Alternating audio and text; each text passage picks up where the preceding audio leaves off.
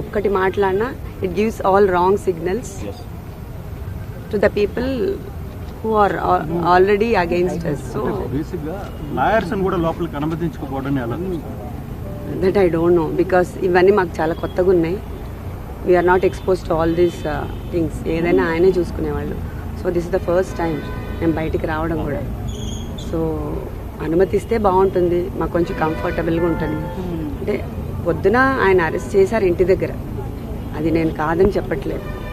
But arrest చేసిన తర్వాత మమ్మల్ని ఆపి మా కార్ అది చెక్ చేశారు. సో తర్వాత 1.5 అవర్ రానిలేదు దగ్గరికి. 1.5 అవర్ అయిపోయింది కాబట్టి వీఆర్ డిస్టర్బ్డ్ అండ్ వరీడ్. ఏమైంది ఆయనకి, ఎందుకు రానివ్వట్లేదు అని. ఇప్పుడు మామూలుగా మెడికల్ చెకప్కి చేయాలి, తర్వాత కోర్టుకి తీసుకెళ్తారు. నాకు ఉన్న కొంచెం నాలెడ్జ్లో it should happen like that కదా. అందుకోసం మేబీ ఇప్పుడు అది కనీసం ఆయన బాగున్నారు, ఏమి ఇబ్బంది లేదని కనీసం మా లాయర్ గారని చూస్తే మాకు కొంచెం everybody can understand this my situation. So I don't want to talk anything on this. Everything goes on his own. Natural justice అనేది కూడా ఉంటుంది. సో అందరూ తప్పులు చేస్తారు, నేను చేయట్లేదని చెప్పట్లేదు. But nature also has its own justice. So I believe in that. నేను ఇప్పుడు మాట్లాడాను, అంతకంటే ప్లీజ్ ఏం అడగద్దు. మాట్లాడడం కూడా కరెక్ట్ కాదు నేను, ఎందుకంటే నేను సరిగా మోడ్లో లేను మీకేం చెప్పడానికి కూడా. Please understand.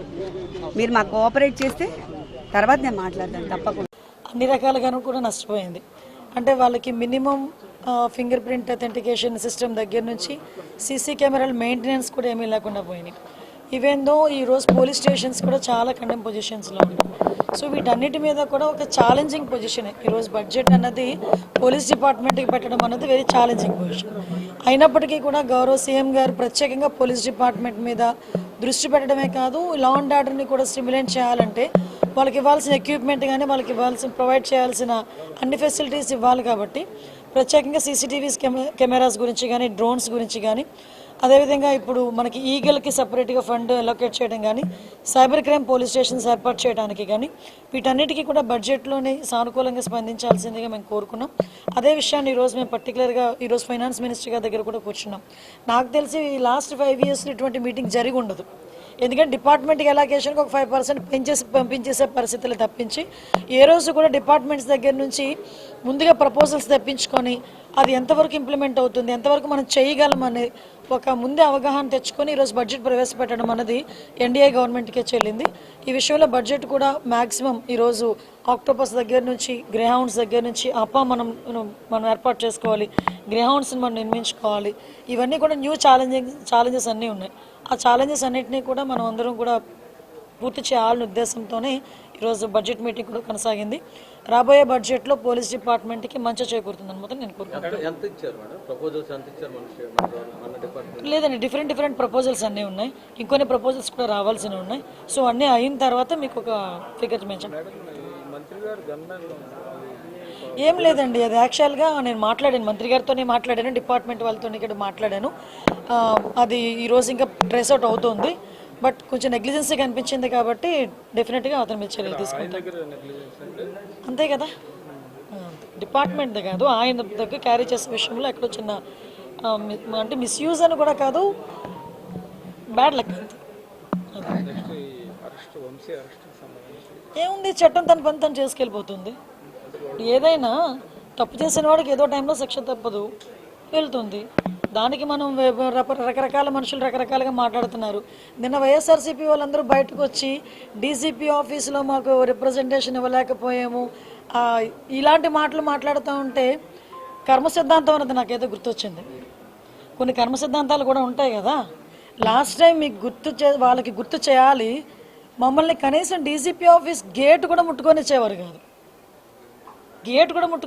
కాదు. మా పార్టీ ఆఫీస్ నుంచి మేము బయలుదేరితే అక్కడ ముళ్ళ కంచెలు లాంటివి వేసి, ఇనుప కంచెలు వేసేసి, పోలీస్ ప్రొటెక్షన్ పెట్టేసి మమ్మల్ని లోపల కూడా వెళ్ళకుండా కిలోమీటర్ అవతలే మమ్మల్ని ఆపేసే పరిస్థితి.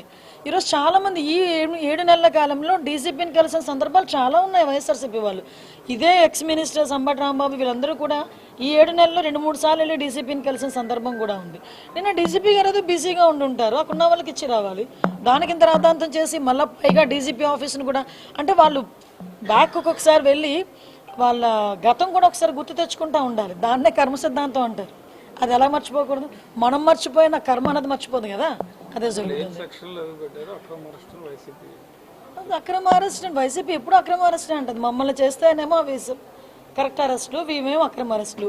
అందులో పెట్టినవేమి సెక్షన్స్ ఒకసారి చూసుకుంటే దానికి అనుగుణంగానే కోర్టు కూడా సబ్మిట్ చేశాము. జడ్జి గారు కూడా రిమాండ్ విధించారు. ఫర్దర్గా ఏం జరుగుతుందని కోర్టులు చూసుకుంటారు. ఈ 6 నెలలు 8 నెలలు అవుతుంది కానీ చాలా కేసుల విషయంలో నిర్లక్ష్యంగా ఉన్నదన్నటువంటి ప్రధానమైనటువంటి ఆరోపణ మీ కొత్త క్యాడర్ నుంచే వస్తుంది. సోషల్ మీడియాలో పూర్తి స్థాయిలో మీకు వ్యతిరేకంగా పోస్టులు పెడుతున్నారు. మీకు విషయం ఏంటంటే ఇప్పుడు ఏదైనా చాలా జాగ్రత్తగా చేయాలండి. ఇది లా అండ్ ఆర్డర్కి సంబంధించిన విషయం, కోర్టులకు సంబంధించిన విషయం. ఒక కేసు పడింది అనుకుంటే ఆ కేసు ఎందుకు ఏ రకంగా పడింది అవన్నీ కూడా మేము కూలంకషంగా మేము చర్చించుకోవాలి. ఒక డీటెయిల్ రిపోర్ట్ ఇవ్వాలి అనుకుంటే కనుక మేము అంత స్టడీ చేయకుండా మేము ఇవ్వకూడదు. అంటే ప్రతి ఒక్క విషయంలోనే కూడా అందరికీ న్యాయం జరగాలనే కోరుకుంటున్నాము. తప్పు చేసిన వాడికి శిక్ష పడాలని కూడా కోరుకుంటున్నాం. మీరు అబ్జర్వ్ చేసుకుంటే లాస్ట్ విజయనగరం జిల్లాలో ఒక పోక్సో కేసు ఒకటి వచ్చింది. పోక్సో కేసులో 3 నెలల కాలంలోనే అతగాడికి జైలు శిక్ష పడింది. అదే విజయనగరం జిల్లాలో 6 నెలల కాలంలోనే పోక్సో కేసులో 25 ఏళ్ళ జైలు శిక్ష పడిన సందర్భం కూడా ఉంది. రీసెంట్గా 10 days బ్యాక్ ఒక పోక్సో కేసులో 3 monthsలో శిక్ష పడింది.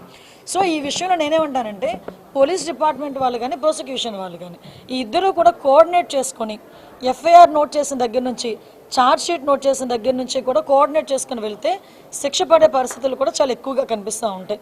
అండ్ దానివల్ల ఎటువంటి ఇబ్బంది కూడా కలగదని నా ఉద్దేశం. యా, అది దురదృష్టం అండి.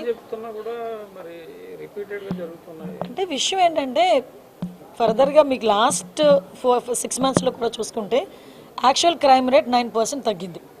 ఎందుకంటే మీరు అబ్జర్వ్ చేసుకున్నా కూడా ఎక్కడ కూడా నిందితులను పట్టుకునే విషయంలో ఎక్కడ కూడా చిన్న నిర్లక్ష్యం కూడా మేము వ్యవహరించట్లే. ఇమీడియట్గా 24 to 48 hours మేము పట్టుకుంటున్నాము. As per rule, as per police rule, as per law మేము వాళ్ళని ప్రొడ్యూస్ చేస్తున్నాం. వాళ్ళకి కూడా రిమాండ్స్ వెళ్తున్నాయి. మ్యాక్సిమం వాళ్ళకి శిక్ష తొందరగా పడేయడానికి కూడా ఛార్జ్ షీట్స్ ఓపెన్ చేయడం కానీ, వాటికి సంబంధించిన క్లూస్ ఇవ్వడం కానీ, ఫోరెన్సిక్ రిపోర్ట్స్ ఇవ్వడం కానీ చాలా తొందరగా డిపార్ట్మెంట్ వాళ్ళు చేస్తున్నారు. కాకపోతే 1 or 2 situations డెఫినెట్గా జరుగుతున్నాయి. ఈరోజు చూస్తే అమ్మాయితో నేను వాళ్ళ తల్లిదండ్రులతో కూడా నేను మాట్లాడాను. అమ్మాయితో ఫోన్లో మాట్లాడడం కూడా వాళ్ళకి కొంచెం ధైర్యంగా ఉంటుందని చెప్పి ఇక్కడ నుంచి నేను అన్నమయ్య జిల్లా అమ్మాయిని ఇమీడియట్గా ఇప్పుడు బెంగళూరు కూడా షిఫ్ట్ చేశారు. మన మంత్రిగా రాంప్రసాద్ రెడ్డి గారు కూడా ఇమీడియట్గా అక్కడికి వెళ్ళారు. లోకేష్ గారు కూడా వాళ్ళతో పరామర్శించారు, వాళ్ళతో ఫోన్లో మాట్లాడారు. నేను కూడా మాట్లాడాను. ఎట్టి పరిస్థితుల్లోనే ఆ అమ్మాయి కంపల్సరీగా బతకాలి, అమ్మాయికి క్షేమంగా బయటకు వస్తుందన్న నమ్మకం మాకుంది. నిందితులు ఎవరైనా కూడా కంపల్సరీగా యాజ్ ఎర్లీ యాజ్ పాసిబుల్ పట్టుకుంటాం. శిక్ష అయితే చాలా గట్టిగా కూడా ఉంటుంది.